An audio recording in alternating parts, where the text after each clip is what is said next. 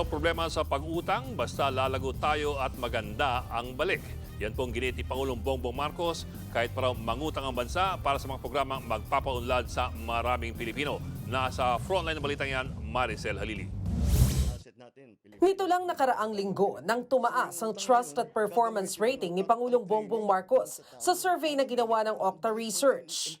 Naungusan niya si Vice President Sara Duterte na bumaba pareho ang score sa Trust at Performance.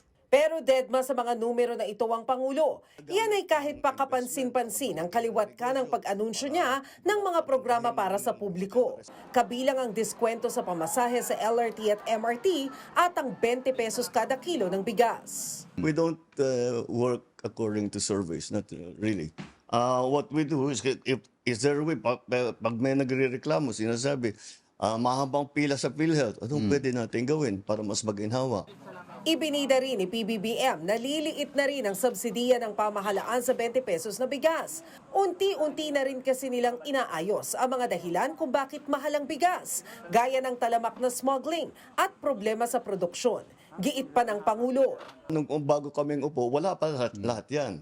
So, sa nakaraang 3 taon, ginagawa na ngayon namin. Ngayon may kakayahan na tayo.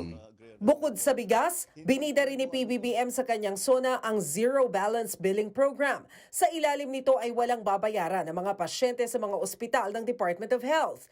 Pero ang tanong, may pera ba tayo para dyan? Oo, meron. Basta't yung pera ng Pilipinas ay ginagamit sa tamang paraan. Yung perang nakalaan para sa para sa classroom, ginamit talaga sa classroom. Hindi nakalagay doon 2 classroom, ginawa lang 1 classroom. Binulsa na yung natira. Wala rin daw problema kahit mangutang pa tayo para sa mga programang ito. Basta raw may babalik. So yung utang na yun, gagamitin mo naman para pang-training doon sa tao yun. Anong balik nun? Ang balik nun in employment. Yes. Nito lang Hulyo, iniulat ng Bureau of Treasury na lumobo na sa higit 17 trillion pesos ang utang ng Pilipinas. At sa laki nito, mapapababa pa kaya ito ng gobyerno? Dahan-dahan mapapababa natin yan. Nagbabalita mula sa Frontline, Maricel Halili, News 5.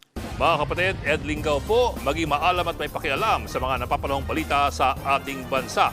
Para sa mas malilimang pagtalakay at paghimay sa mga issue at headlines, mag-follow at mag-subscribe sa social media pages ng News 5.